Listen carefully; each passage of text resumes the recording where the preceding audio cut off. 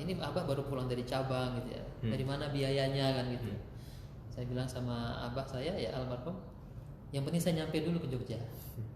Hatta mungkin di bawah kolong jembatan sekalipun saya siap.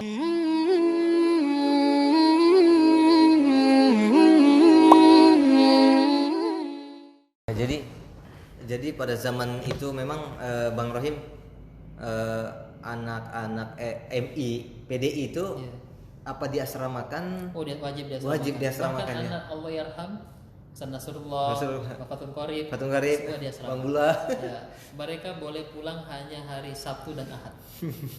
Padahal rumahnya di sini. Iya, makanya wajib di asrama. Itu salah satu bentuk pengkaderan ya. Iya. Dan saya merasakan walaupun dikategorikan anak warga, tapi saya merasa ditempa di asrama. Di asrama. Ya. Kalau saya tuh di usia tahun 2000 saya masuk 2003 masuk di MTS kelas 1 di sini. 2003 itu juga ritme untuk diwajibkan ke asrama itu gencar gitu. Sering kita nginep di asrama sampai kan kita punya apa namanya? Punya asrama masing-masing gitu ya, punya kamar masing-masing, cuman ya itu tadi bandelnya anak warga itu. Kadang kucing-kucingan. Zaman saya itu yang mewajibkan itu ayahnya antum. Oh ya. Yang mewajibkan. Semoga jadi amal jariah lah ya, sistem yang kemudian beliau jalankan. Waktu itu beliau kalau salah kepala sekolah MI. Wajib pokoknya harus di asrama. Ya. Hari ini kan memang karena MI SMH dan mahasiswa ini apa ya, kuantitasnya banyak ya, kuantitas banyak, kemudian berarti ruang-ruangan juga banyak, dengan mungkin ditambahnya MI juga berasrama mungkin fasilitas kurang kali. Sebenarnya kalau saya lihat faktorannya juga sebenarnya usia sana MI itu memang masih perlu perhatian orang tua. Ya. Itu perlu pengayoman orang tua ya. Dan saya merasakan itu ya. Terpisah orang tua sejak kelas 2 sampai SD ya. Sudah di asrama. Kelas 2 kan saya di Karambugis. Ya, masuk asrama kelas 4 SD. Kelas 4 SD. Sampai kelas 3 aliyah. Ya. Enggak sama orang tua. Iya. Memang jadi ada satu hal yang menurut saya hilang itu yang disebut dengan kelekatan. Dalam ilmu psikologi ada namanya kelekatan kita dengan orang tua, dengan saudara. Karena kita jarang sama-sama. Sejak kecil tidak terlalu dapat perhatian. Hanya ada semacam gap gitu ya, jarak. Tapi itu ya bukan berarti itu tidak mengurangi bakti kita ke orang tua ya. Betul. Nah, jadi yang sampai kita punya pandangan, wah kenapa kok dulu saya waktu kecil diabaikan, dibuang-buang? Enggak seperti itu. Karena kan kita tahu orang tua kan dapat amanah untuk merintis cabang dan sebagainya kan. Jadi kita tidak bisa menghakimi seperti itu. Itu adalah sistem gitu. Ya. Wahyu sistem yang ada pada saat itu ya. Dan saya merasakan yang namanya kemandirian justru di situ. Jadi saya kan juga ketika kuliah kan begitu juga, modalnya nekat ya. Ketika kuliah, jadi orang tua tanya, ini abah baru pulang dari cabang gitu ya, dari mana biayanya kan gitu. Saya bilang sama abah saya ya almarhum, yang penting saya nyampe dulu ke Jogja. Hatta mungkin di bawah kolong jembatan sekalipun saya siap, saya bilang gitu. yang penting saya nyampe dulu bilang gitu. Why Jogja? Sebenarnya mimpi saya waktu kecil tuh ke Madinah sebenarnya. Madinah, Masya Allah. Cuma ada inspirasi atau ada teman yang Ustaz Hamudi ya? Ustaz Nasirul Haq, Ustaz Naspi. Ustaz Hamudi Itu kalau datang dari Madinah, di rumah percontohan, saya yang melayani. Masya Allah. Saya nyicikan bajunya, yang nyiapin makanannya. Jadi saya terinspirasi. Tapi rupanya mungkin takdirnya nggak kesana. Nah, jadi ketika teman-teman saya pada ke Karambugis belajar bahasa Arab, saya enggak ya. Itu saya salah satu bagian peristiwa hidup yang bagi saya itu memacu saya untuk mencoba yang lain. Jadi teman-teman yang lain pada Karambugis belajar bahasa Arab, wah saya harus bisa yang lain. Nah, jadi ketika fokus banyak berinteraksi dengan buku-buku di sini secara otodidak gitu ya. Nah, maka ketika kuliah ya saya milih ke Jogja. Jadi awalnya kan saya ikut UMPTN. Ikut UMPTN, daftar di UGM sama Undip jurusan ilmu sejarah. Tapi alhamdulillah nggak lolos. Tapi saya nggak putus asa, terus nyoba lagi tahun berikutnya ke UIN Jogja. Ambil jurusan sejarah peradaban Islam. Artinya sesuai dengan memang passion saya di situ ya. Ya, sejarah peradaban Islam, sarjananya di situ. Ya. Kemudian masternya Situ juga. situ juga, dokternya Situ juga. Iya. Berarti Mungkinan ya merasa sudah nyaman dengan at situasi, home, ya, bahasanya at home dengan banget situasi. dengan situasi di Jogja, Sebenarnya waktu S2 pingin ke Malaysia. Malaysia. Jadi sudah ada peluang di University of Malaya di jurusan sejarah juga. Bahkan sudah disuruh berangkat. Sudah lolos ceritanya nih? Enggak, jadi sudah ada teman yang siap menampung, yang membantu pendaftaran dan sebagainya, tapi saya harus punya dana yang saya bawa kira-kira 10 jutaan untuk biaya macam-macam. Pada saat itu. Ya, pada saat itu. Dan Karena dalam kondisi saya tidak punya gitu, Iya. nggak punya 10 juta itu, akhirnya saya membatalkan ke Malaya. Membatalkan, akhirnya kemudian sudahlah saya coba daftar kembali ke kampus. Ya, itu pun ya dengan perjuangan ya, artinya jadi proses perkuliahan S1 S2 itu bagi saya betul-betul latihan kesabaran yang luar biasa. Ya.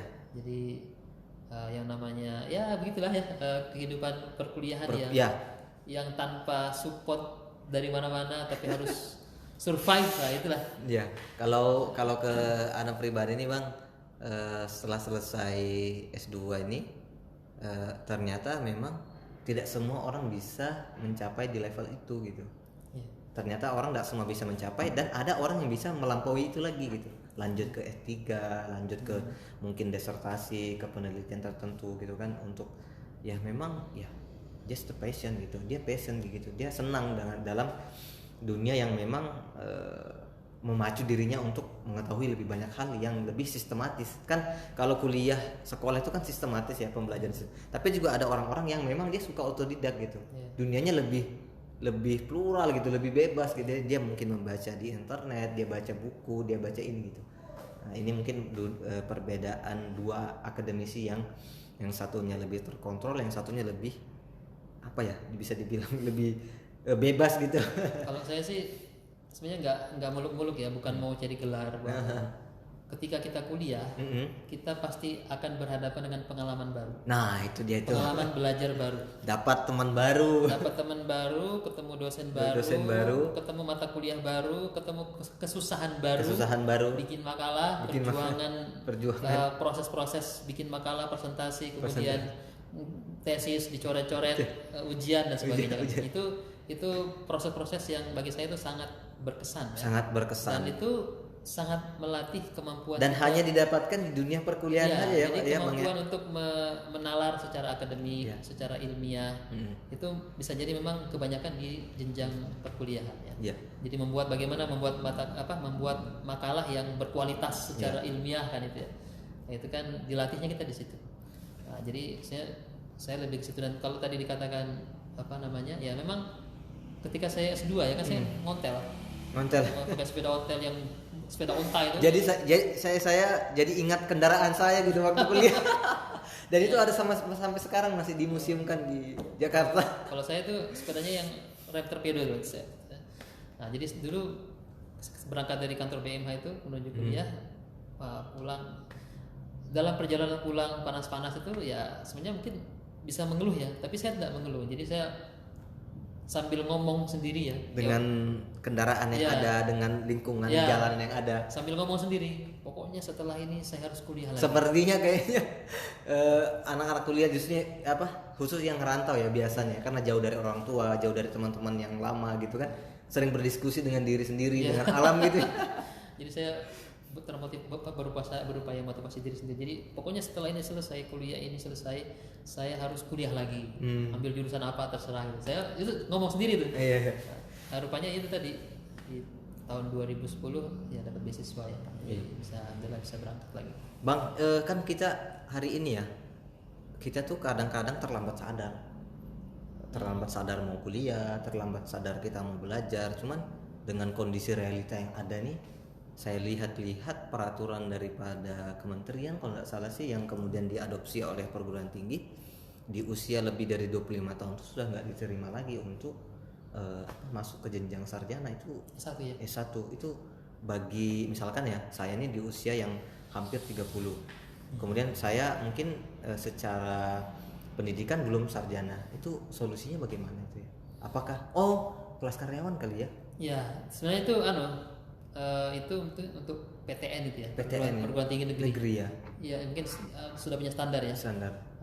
Tapi kalau swasta kan sudah banyak juga swasta yang bagus-bagus ya. Itu misalnya kalau swasta dia nggak tidak ada batas. Ada batas usia ya. Dan apalagi ada kelas karyawan, kelas weekend gitu ya. Nah ini teman-teman yang punya giroh, yang punya kemampuan, punya pokoknya kemauan lah. Nanti setelah kemauan itu sepertinya ada solusi yang lain. Masalah keuangannya ada solusi, masalah mindernya ada solusi. Yang penting ada kemauan dulu. Kalau mau kuliah ya kuliah saja. Sebenarnya banyak tempat di STIS pun juga kemungkinan ada kelas karyawan kan. Mau dibuka nih, mau dibuka. Ada rencana yang prodi hukum ekonomi syariah itu mau buka kelas untuk yang non tahasus gitu ya, non khusus ya. Teman-teman peluang bagi kita untuk terus bisa memacu diri untuk bisa punya wawasan lebih yang sistematis ya tadi itu. Karena kita punya banyak ruang untuk mendapatkan wawasan, tapi itu tidak tersistematis ya. Dengan adanya ruang kuliah ini kita bisa tersistematis, tentunya terstruktur, termanage 24 jam gitu kan, ada tempo-temponya.